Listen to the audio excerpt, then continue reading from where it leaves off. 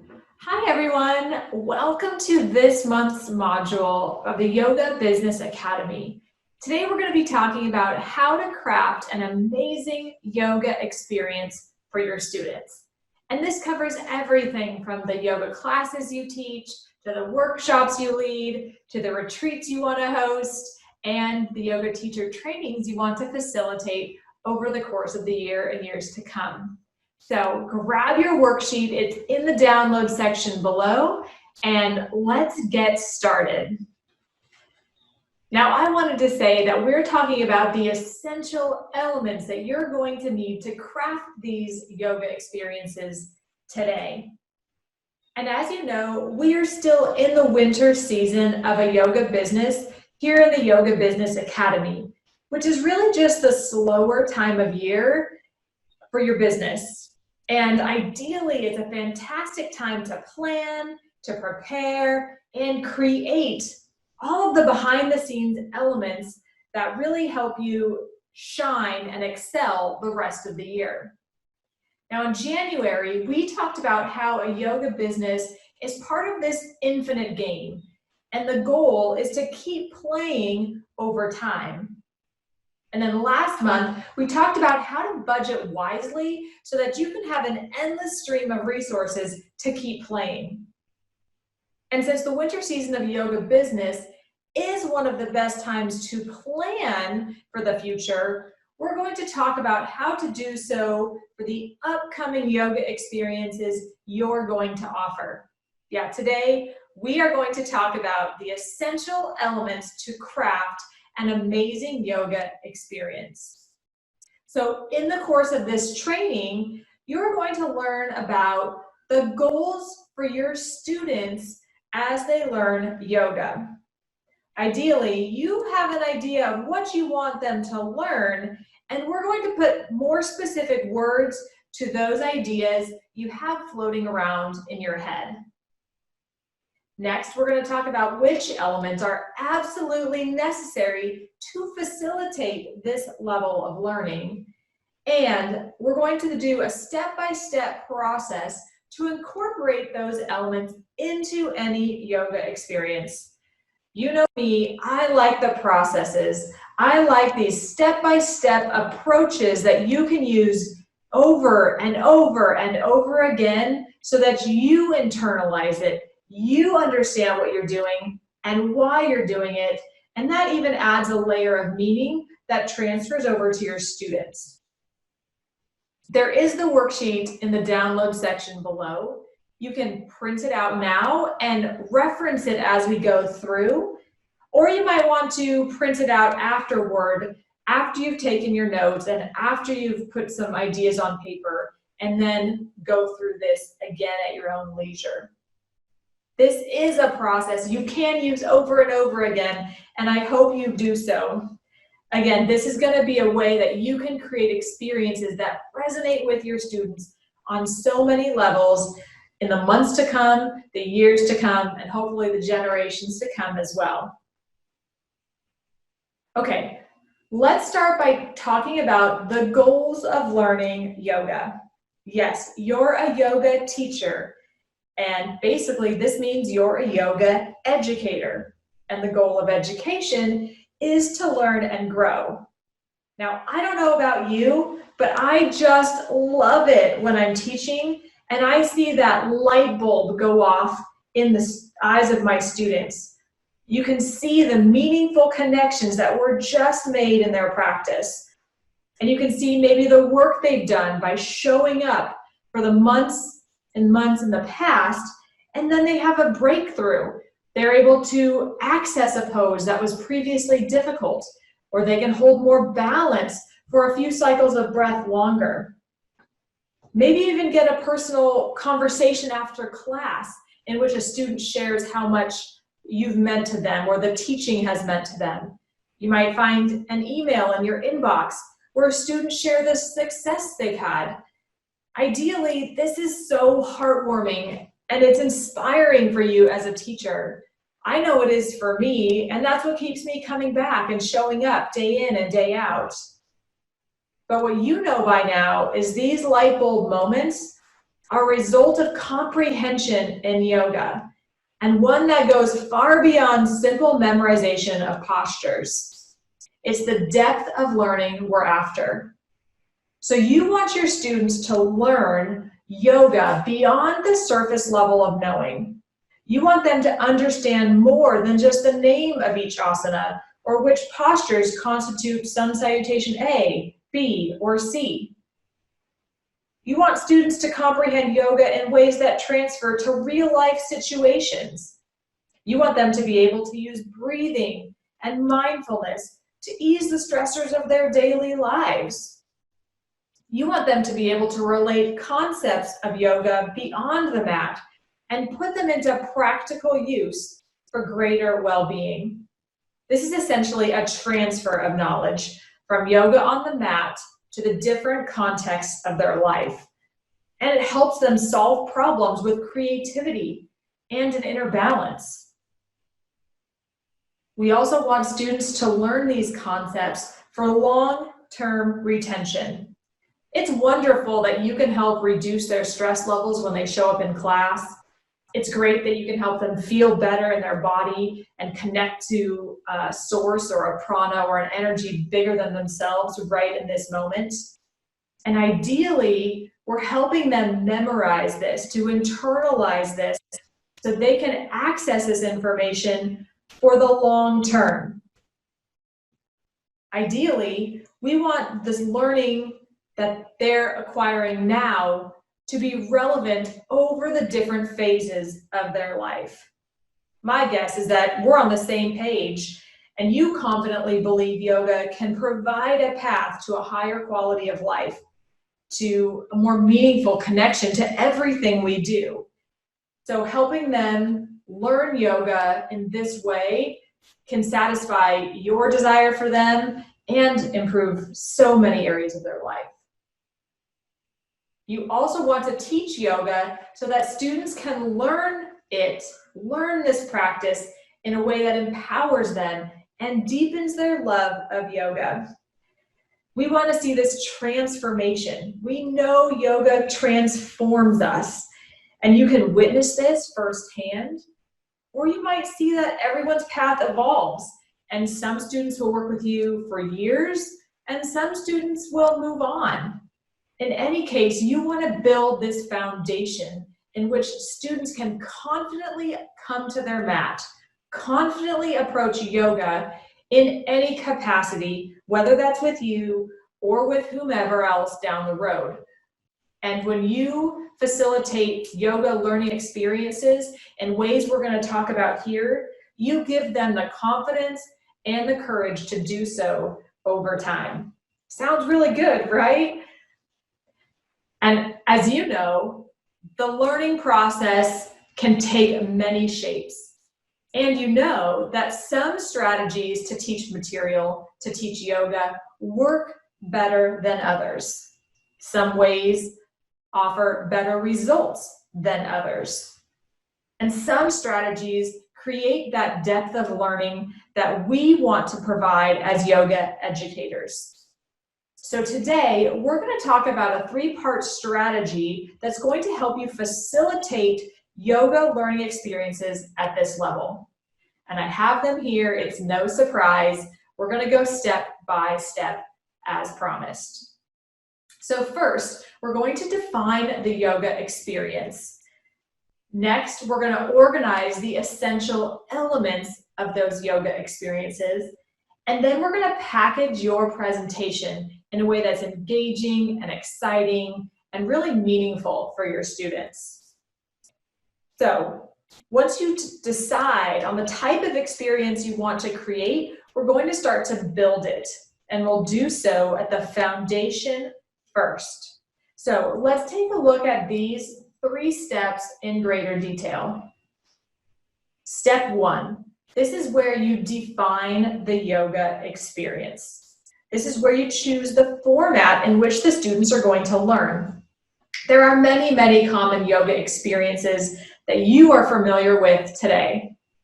The most common being yoga classes. It's simple, it's short, it's succinct, and they are frequent. You also have individual private yoga sessions where you work with students one-on-one or in a very small group with customized attention. And sometimes these principles from the general classes can transfer very easily to private yoga sessions, which will help you save time in the planning process and still give students the benefit of learning in this intimate environment. We also have labs or workshops. These are a little more in-depth oftentimes than classes, and they still have the same elements throughout. You might take these into longer experience, such as weekend retreats, 4-day retreats, 7-day retreats. And these very same elements we're going to cover today extend all the way into yoga teacher training programs as well. You can see here there are so many ways we can share the knowledge of yoga with students. So take a moment here and think about what you would want to create for your students, what kind of learning experiences you want to craft over the next 3 months, over the next 6 months, and even over the next 9 months. So I highly suggest you grab your worksheet right now.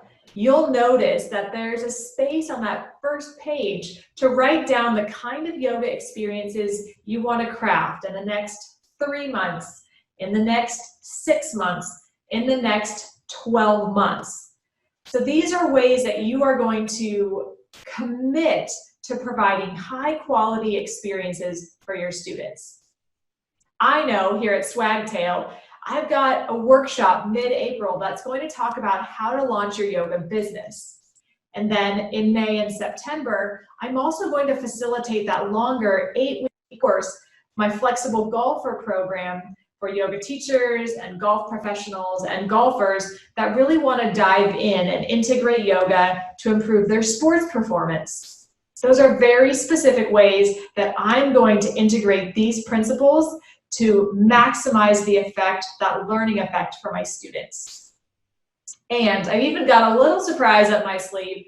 I'm working on a yoga retreat for March 2021, and likely it's going to be somewhere very warm and tropical. But enough of that for now. You want to take your worksheet and fill in those blanks. Jot down some ideas.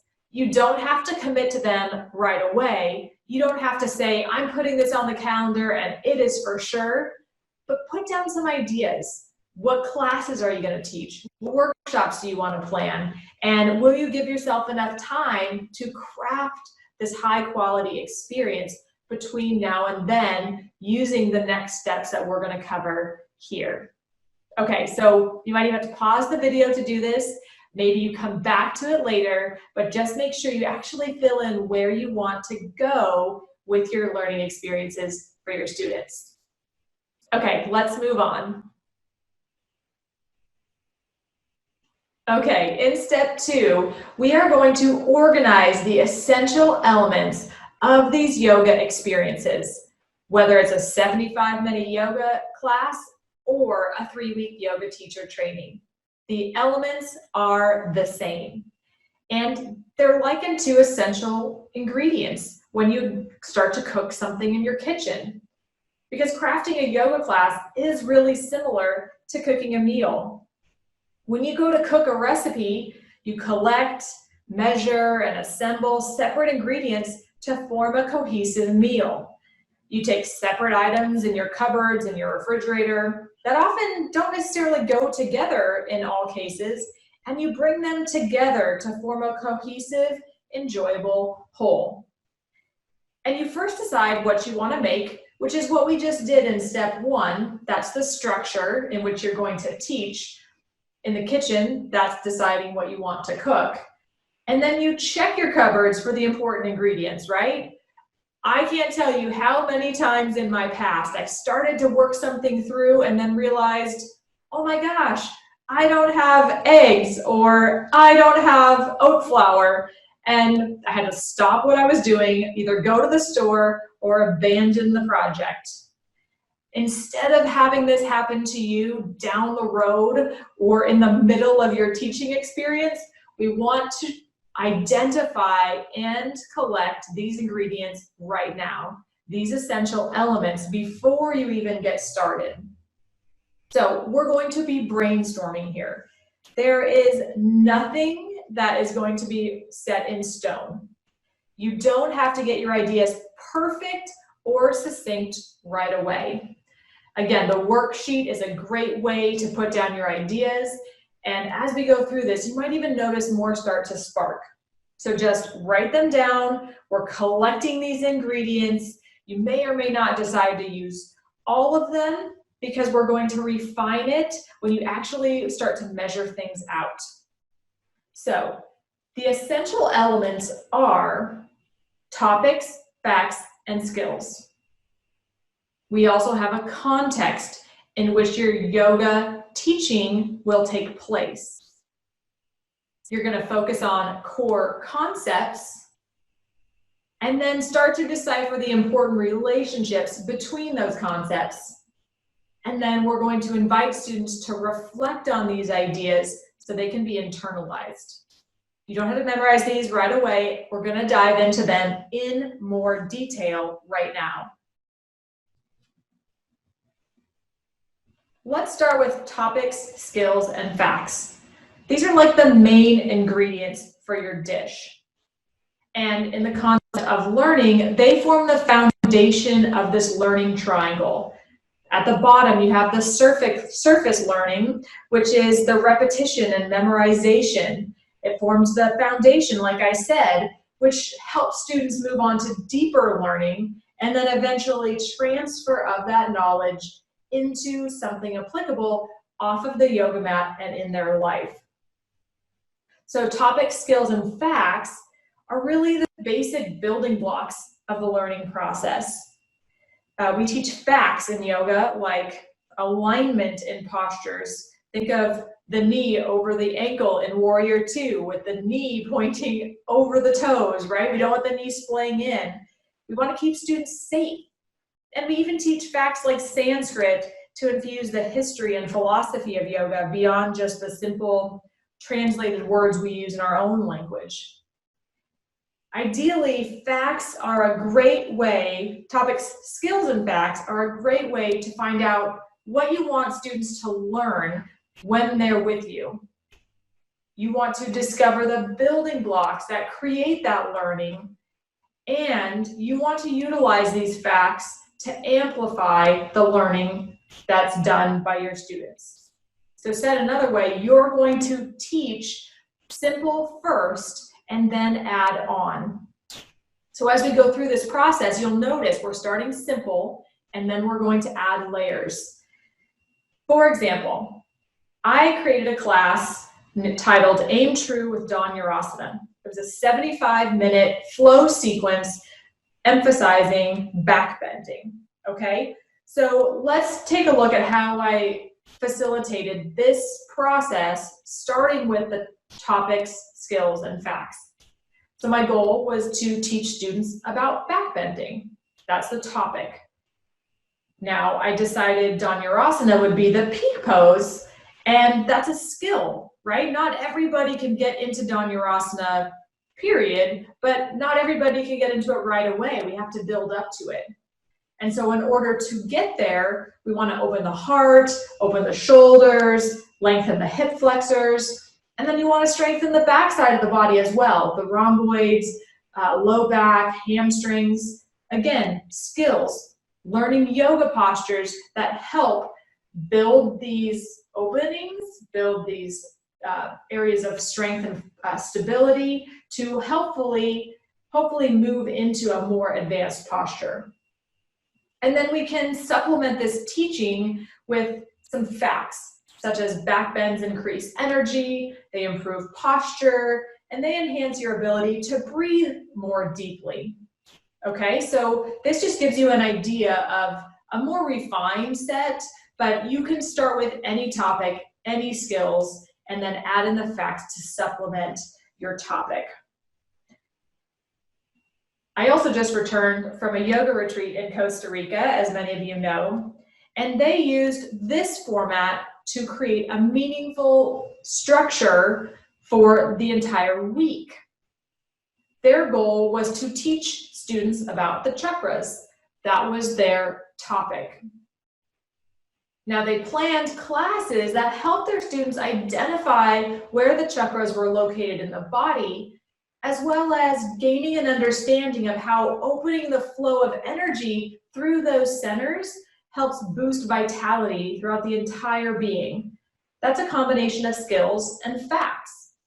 And essentially what they had to do is they took this week-long structure and broke it down into 7 different morning classes, one for each chakra, using the same process we're going through here. So they had this larger goal of a retreat structure, and they broke it down into class structures.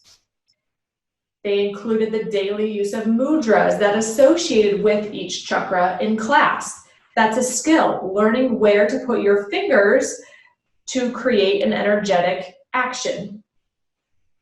And then they also infused every class and the entire week with different facts, like chakras are part of the subtle body system. And when these are in balance, you start to awaken Kundalini energy. Do you start to get the idea here? We're taking these general ideas, topics, skills, facts, and starting to formulate them in a cohesive way so that you can have more clarity as you teach, and then students can pick up on that clarity and internalize the knowledge better. So again, you can start to brainstorm your ideas here on your worksheet and think about the ways in which you want to teach, what topics inspire you, what things about yoga you enjoy, where your students are at and what they're asking for, what they might want to learn more about. Again, it doesn't have to be official yet. You're just putting down ideas. So use your worksheet, start to do that now, and then as we go through these next phases and you start to learn about these other ingredients, you can add on. And you can come back and start to clarify this process as we go. The revision part will be built in the entire way, I promise. Okay, let's move on to the next ingredient.